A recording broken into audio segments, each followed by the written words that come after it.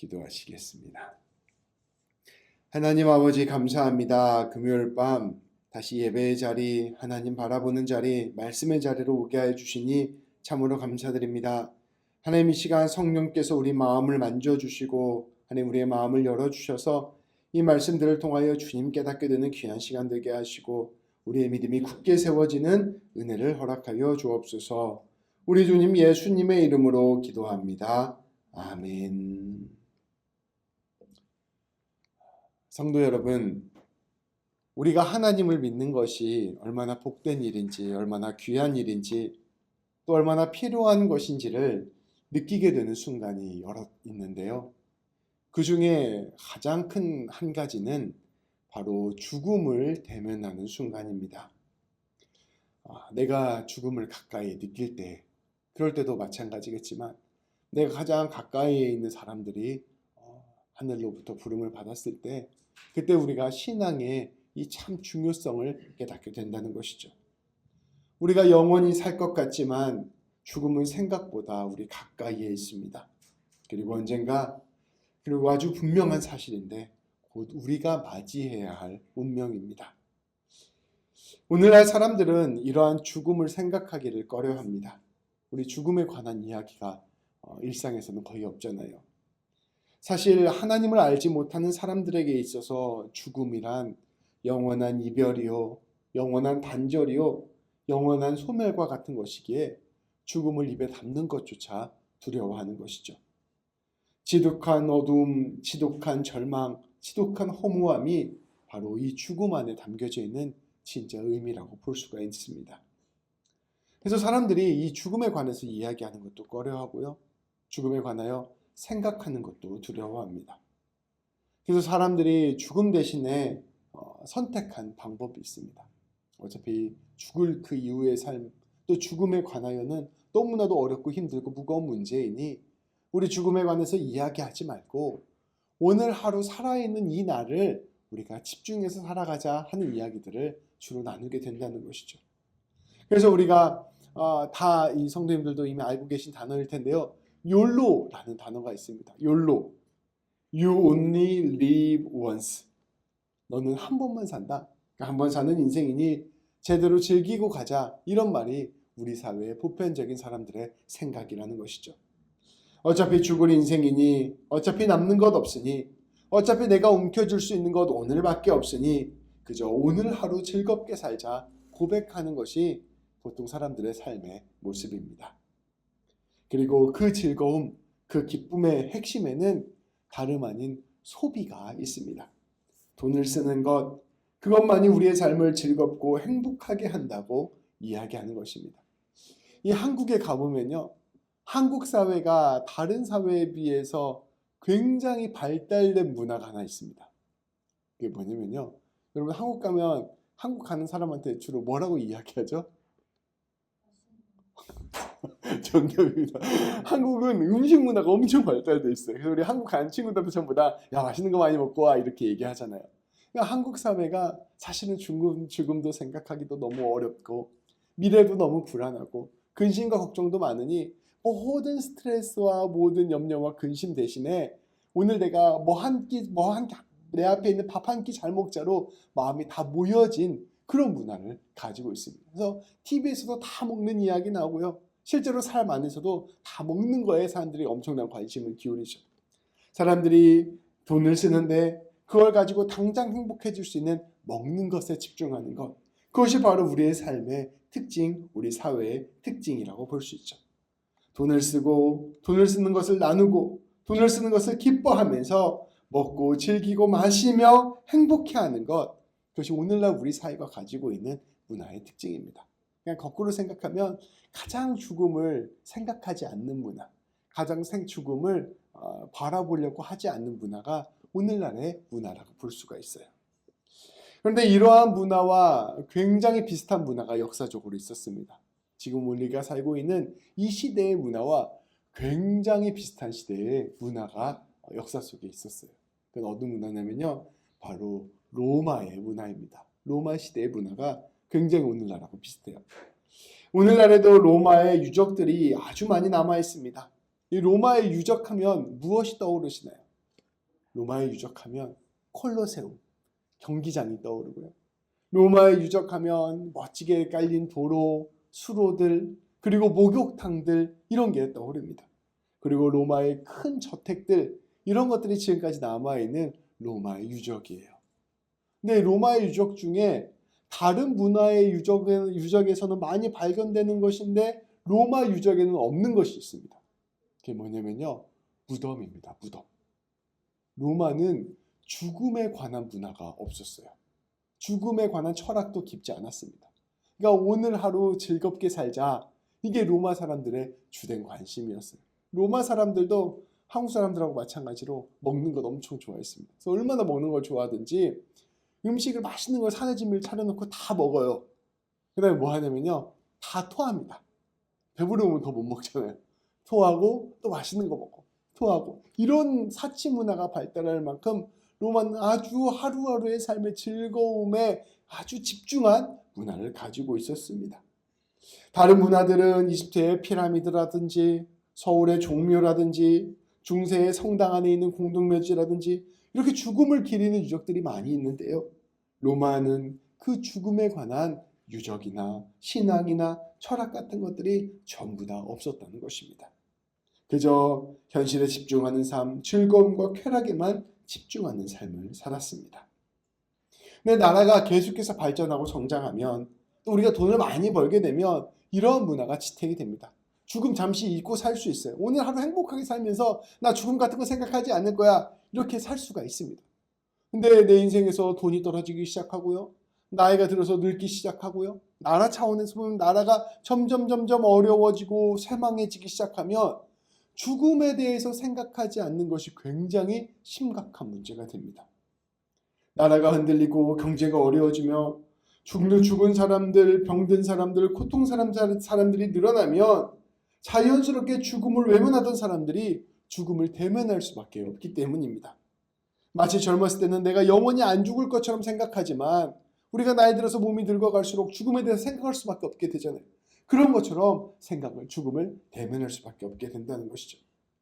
우리가 죽음을 목격하게 되면 그때 우리는 깊은 허망함에 빠지게 됩니다. 내가 이렇게 잘 먹고 잘 사는 것이 과연 삶의 전부인가? 과연 오늘을 이렇게 즐기고 살면 그걸로 다 내 인생이 만족할 수 있는가?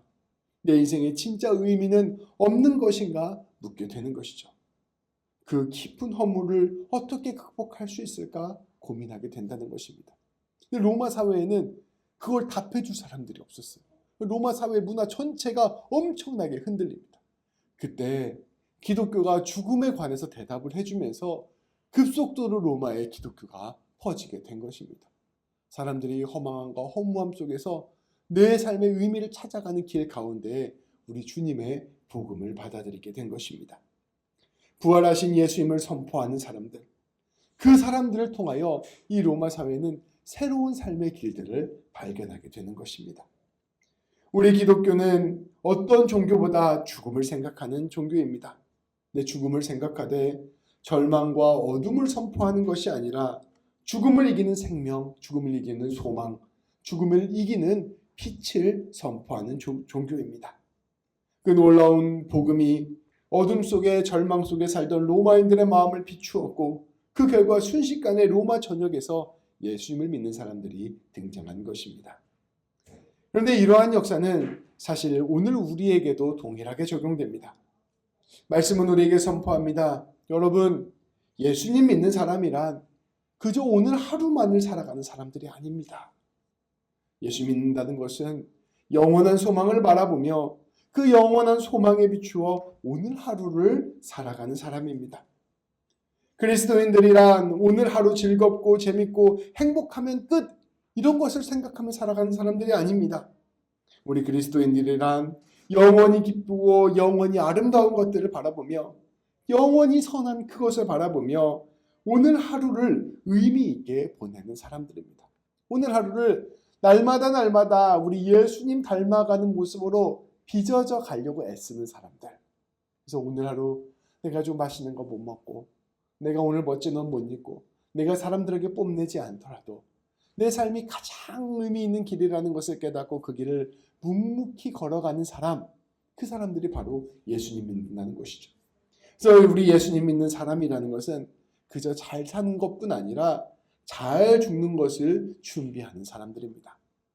예전에 제가 신학교를 다닐 때요, 우리 선배 중에 한 분한테 꿈이 뭐냐고 이렇게 물어보면 꼭 그 선배가 나는 잘 죽는 게 꿈입니다 라고 대답했던 사람이 있습니다. 그러니까 내가 마지막 때를 생각하고 죽음이 다가온다는 것을 생각하며 우리 주님이 나에게 이루시고자 하는 일에 내 모든 삶을 내어드리려고 애쓰는 삶을 사는 것, 이게 바로 그리스도인들의 모습이라는 것이죠. 우리 그리스도인들은 세상 사람들과는 전혀 다른 방식으로 인생을 보고 다른 방식으로 삶을 살아가는 사람들인 것입니다. 바울은 그러한 점에서 이 데살로니가 성도들에게 다시 한번 죽음 이후와 마지막 때에 일어날 일들에 관하여 선포하였습니다. 성도는 단지 오늘 하루를 즐기며 살아가는 사람이 아니라, 오늘 하루 기쁨만을 추구하며 살아가는 사람이 아니라 반드시 여러분의 죽음 이후를 생각할 사람들이고 예수님이 다시 오실 것을 생각하면서 살아야 합니다. 분명한 것입니다. 먼저 오늘 말씀 13절 14절 말씀을 함께 보겠습니다. 우리 한 목소리로 봉독할까요? 시작. 형제들아, 자는 자들에 관하여는 너희가 알지 못함을 우리가 원하지 아니하노니 이는 소망 없는 다른 이와 같이 슬퍼하지 않게 하려 함이라. 우리가 예수께서 죽으셨다가 다시 살아나심을 믿을진대 이와 같이 예수 안에서 자는 자들도 하나님이 그와 함께 데리고 오시리라. 아멘. 우리가 이미 알다시피 우리 예수님께서는 십자가에서 죽으시고 3일 만에 부활하신 뒤에 하늘로 승천하셨습니다. 그리고 우리 예수님께서는 승천하실 때에 내가 다시 너희가 본 그대로 다시 내려오겠다라고 약속하여 주셨습니다.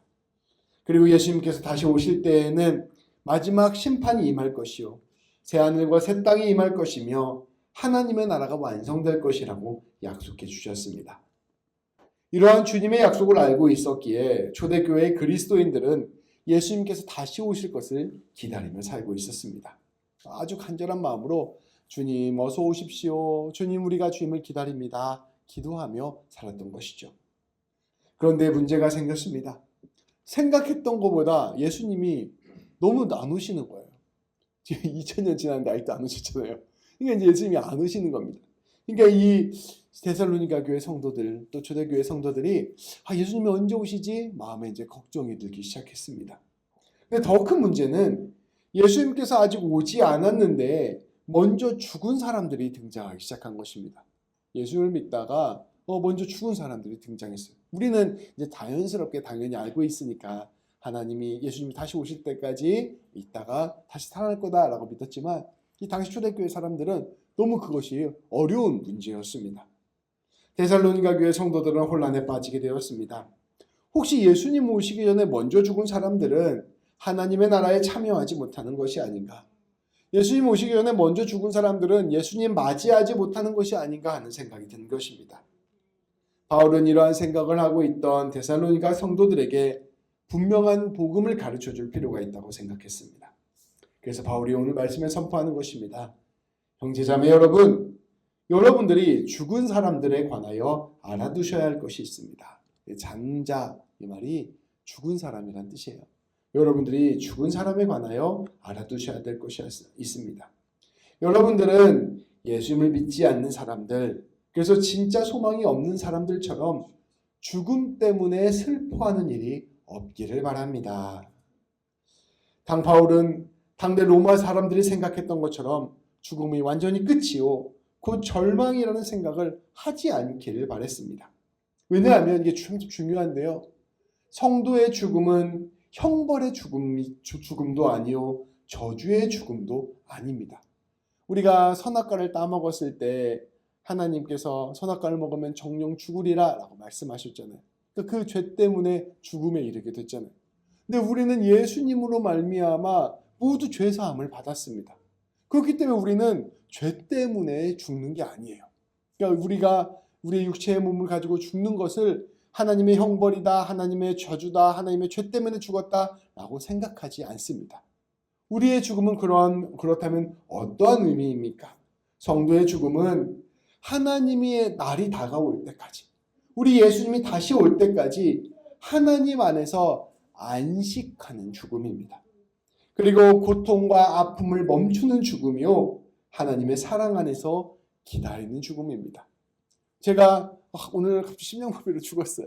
죽음은 하나님한테 벌을 받아서 죽은 게 아니고요, 내게 잘못해서 죽은 게 아니고요, 하나님이 제 인생의 이 땅에서의 삶을 아무리 아름답게 마무리 져 주시고, 제가 겪고 있는 모든 고통과 아픔과 슬픔을 이제 다 거두어 주시고, 예수님께서 다시 오실 때까지 하나님 안에서 안식할 수 있도록 품어주시는 것, 그것이 바로 죽음이라고 보는 것이죠.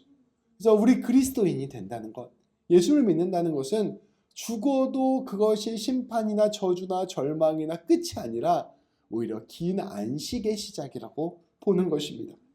그래서 성도는 이 성도의 중금 앞에서 절망하거나 슬퍼하는 것이 아니라, 하나님 그 사람을 품고 이제 쉬게 하시는구나 라고 받아들이게 된다는 것이죠.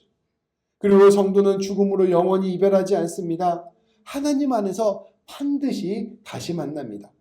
하나님께서 우리의 인격과 기억과 관계를 모두 보존하여 주십니다. 우리가 천국 갔을 때 이준수 집사님, 전재 집사님을 우리가 서로 못 알아보는 게 아니에요.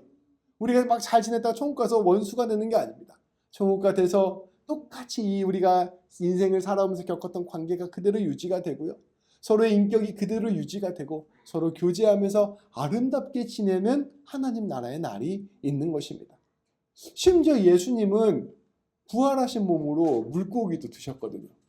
그러니까 우리가 모르긴 몰라도 천국 가서도 맛있는 거 먹을 수 있습니다. 그래서 맛있는 거 먹으며 교제하며 하나님과 더불어 살아가는 삶을 하나님께서 예비하여 주셨다는 것입니다. 그래서 그 단지 하나님께서 보존하는 것뿐만 아니라 오히려 완전한 완성으로 회복시켜 주셔서 참된 은혜의 나라에서 함께 할 것을 기다리는 것, 그것이 바로 죽음의 의미입니다. 그래서 우리는 육체의 죽음 때문에 잠깐 힘들고 아픈 과정을 겪어야 하지만, 하나님의 신실하심을 믿고 하나님의 영원하심을 믿고 하나님의 사랑을 믿기 때문에 그 죽음도 우리에게 가장 좋은 것이 될 것이라는 것을 믿는 것이 바로 성도의 신앙인 것이죠. 그래서 바울은 이러한 것들을 바라보며 새 죽음의 의미에 대해서 전혀 알지 못하는 이방 사람들과 같이 절망하는 삶 살아가지 않고, 성도는 마땅히 죽음 안에서도 하나님의 사랑과 은혜를 바라보는 사람이 되어야 합니다, 선포한 것입니다. 그리고 바울은 이러한 죽음 이후에 마지막 때가 되면, 예수님께서 다시 오시는 날이 되면 놀라운 주님의 은혜 안에서 하나님의 나라가 이루어질 것을 선포한 것입니다. 예수님께서 죽었다가 살아나신 것처럼 예수님을 믿는 사람들을 다시 살리실 것입니다. 그리고 하나님의 품에서 안식하던 이들이 이제 마지막 때에 모두 예수님처럼 몸이 부활하여 함께 살 것을 약속하여 주셨습니다. 하나님께서 새로운 몸, 영원한 몸으로 주님께서 다시 살리실 것입니다. 하나님께서 이 온 우주를 창조하시고 우리 인간을 창조하신 것처럼 하나님께서 새로운 창조를 만들어 주셔서 새로운 몸으로 우리를 부활시켜 주시고, 새로운 하늘과 새로운 땅에서 하나님과 더불어 예수님과 더불어 영원히 사는 아름다운 나라를 우리에게 예비해 주셨다는 것입니다. 바울은 이러한 일이 일어날 것을 기억하며 흔들리지 말고 믿음을 지켜라 권면하였습니다. 또한 바울은 이러한 일이 마지막 때에 예수님께서 다시 오시는 날에 우리에게 이루어질 것을 신뢰하며 예수님의 오심을 기대하라 선포하였습니다. 이어지는 말씀에서는 계속해서 그 예수님께서 마지막 때에 오시는 그때에 일어날 일들에 관하여 선포합니다. 또 같이 말씀 4절인데요. 함께 읽도록 하겠습니다. 우리가 주의 말씀으로 너희에게 이것을 말하노니 주께서 강림하실 때까지 우리 살아남아 있는 자도 자는 자보다 결코 앞서지 못하리라.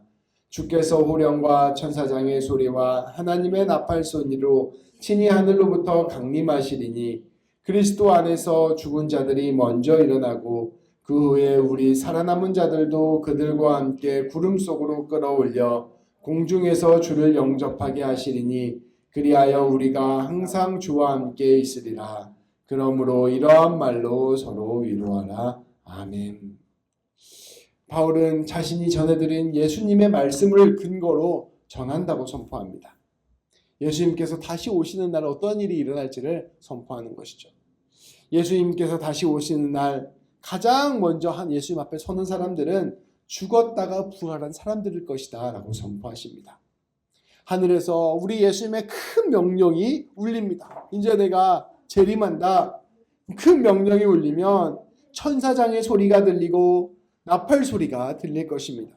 그리고 그때에 예수님께서 하늘에서 내려오실 것입니다. 그때 예수님을 믿다가 죽은 사람들이 먼저 부활하여 살아나고 그 다음에 살아있는 우리와 함께 공중으로 끌어올려질 것입니다. 우리는 그곳에서 예수님을 영접하게 될 것이고 그때 예수님께서는 새 하늘과 새 땅을 창조하실 것이요 우리는 예수님과 함께 더불어 영원히 살게 될 것입니다. 예수님이 저 우주 어딘가에 계신 게 아니에요. 예수님이 저 우주 밖에 어딘가에 계신 것도 아닙니다.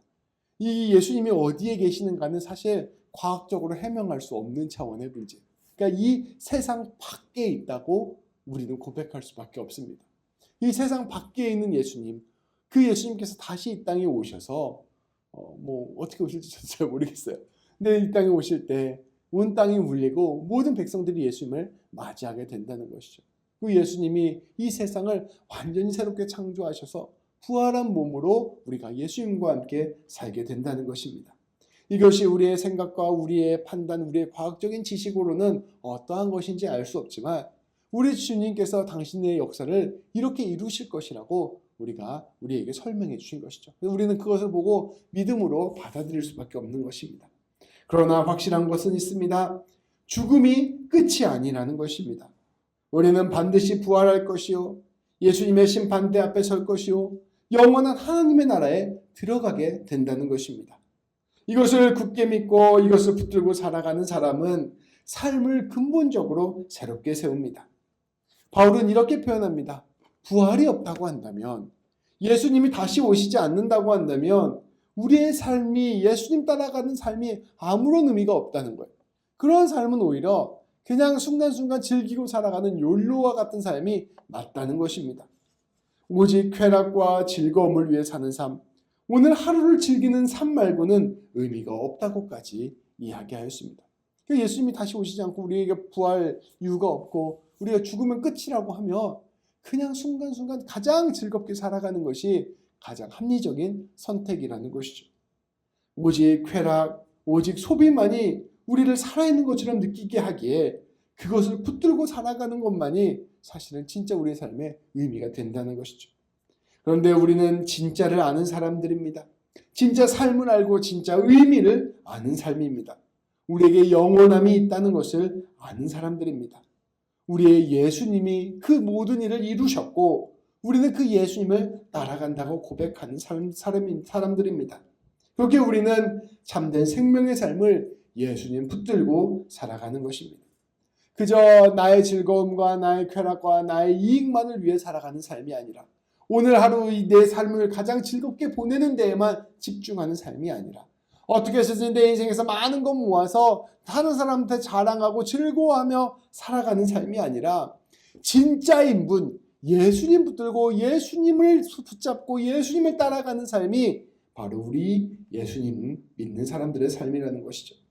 그래서 그 삶을 사랑으로 살아가는 사람들입니다. 나를 내어주는 사람이며 예수님의 뜻에 순종하며 살아가는 사람들입니다. 미랄이 되어서 다른 사람들을 살리는 사람이요 내어줌으로 가장 귀한 것을 얻는 삶입니다. 죽음을 기억하고 죽음을 준비하며 오히려 생명을 얻는 삶입니다. 제가 운전을 하고 저기 플리우드 쪽에서 오잖아요. 근데 우리 집사님 아시겠지만 그 플리우드 프레이저 하이웨이가 엄청 공사 중이에요. 엄청 공사 중이라서 이게 차선이 원래 2차선인데 1차선이 될 때가 많거든요. 그게 한 서너 번은 있는 것 같아요. 근데 그때 꾀를 내서 쭉 가가지고 맨 꼭대기 갖고 쏙 끼어들면 빨리 갈 수가 있어요. 그리고 마음만 먹으면 이 사람이 껴들려고 하는 거 내가 조금 더 붙어가지고 내 뒤에 껴라 이렇게 말할 수 있거든요. 근데 사실은 내가 그렇게 이기적으로 행동을 해도 어차피 이 옆에 있는 차는 내가 다시 볼 사람이 아니잖아요. 그냥 내 이익만을 위해서 살아가면 얼마든지 그렇게 얌체처럼 살아갈 수 있는데 나는 그렇게 안 살고 양보도 하고 베풀기도 하면서 살 거야 하면서 앞에도 껴주기도 하고 양보도 하고 순서도 지키고 이렇게 살아가는 거죠. 이렇게 살아가면 누가 내가 이렇게 살아가는 걸 알아줄까요? 아무도 기억을 못 해줄 겁니다. 그렇지만 저는 그런 것 안에서도 양보하고 배려하고 내 시간 좀 내어주고 이런 것들이 하나님이 기억할 수 있는 부분이라고 생각을 해서 조금이라도 그렇게 하려고 조금씩 노력을 하고 있습니다.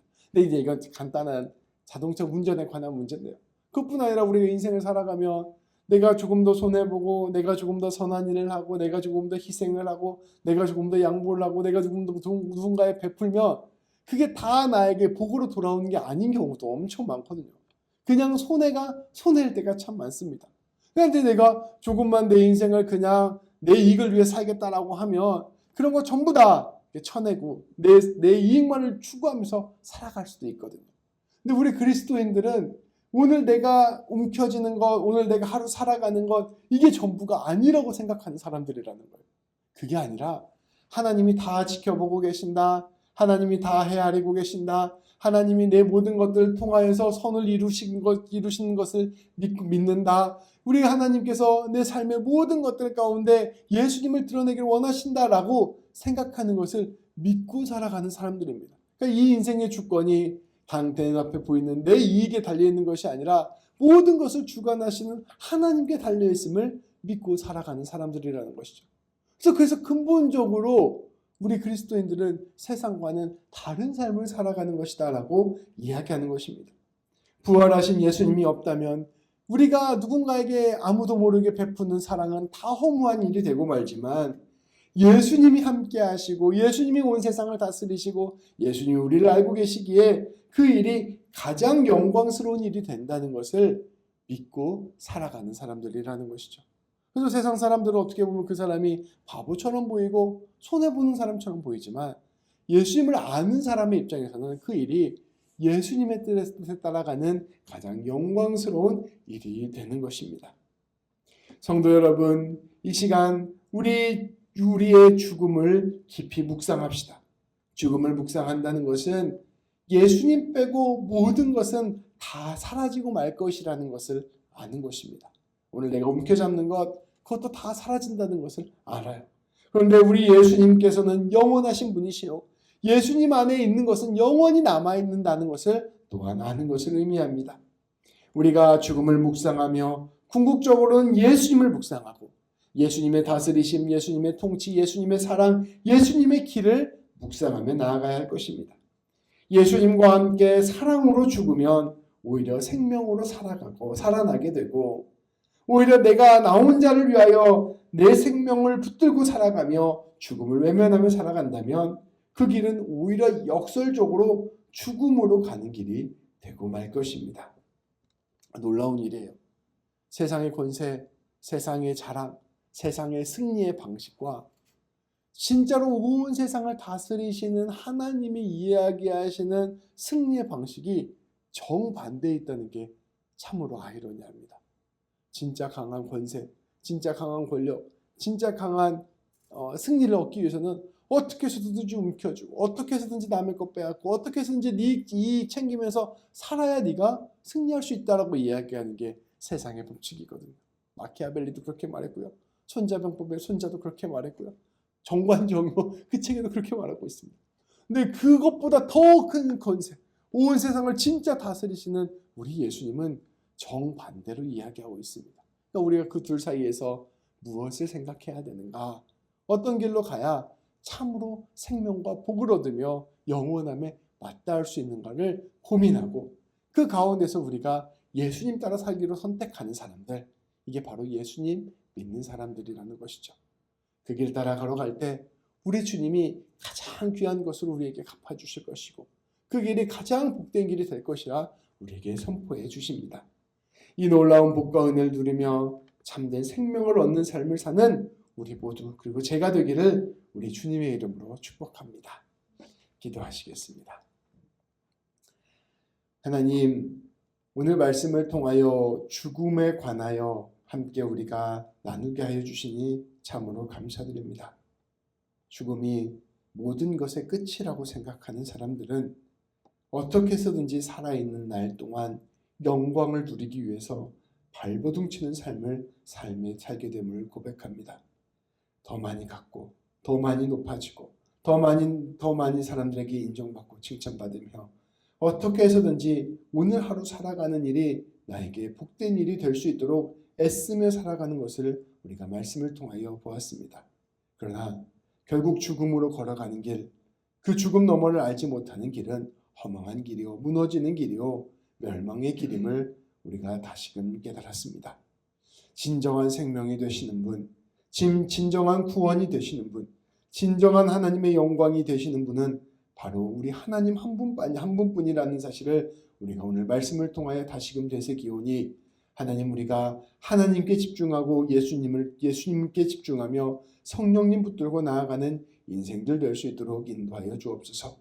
죽음이 끝이 아니고 죽음 너머에 우리 예수님의 심판이 있으며 죽음 너머에 우리 예수님의 구원이 있으며 죽음 너머에 우리 예수님의 통치가 있음을 기억할 수 있도록 인도하여 주시고, 하나님, 우리가 이 모든 삶 가운데 예수님께 주목하고 예수님께 집중하여 예수님 붙들고 나아가 승리하는 우리 모두가 될 수 있도록 인도하여 주옵소서.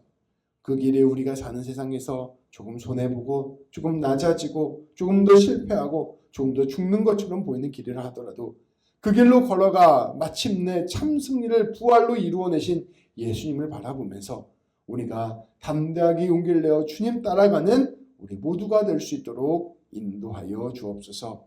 우리 주님 예수님의 이름으로 기도합니다. 아멘.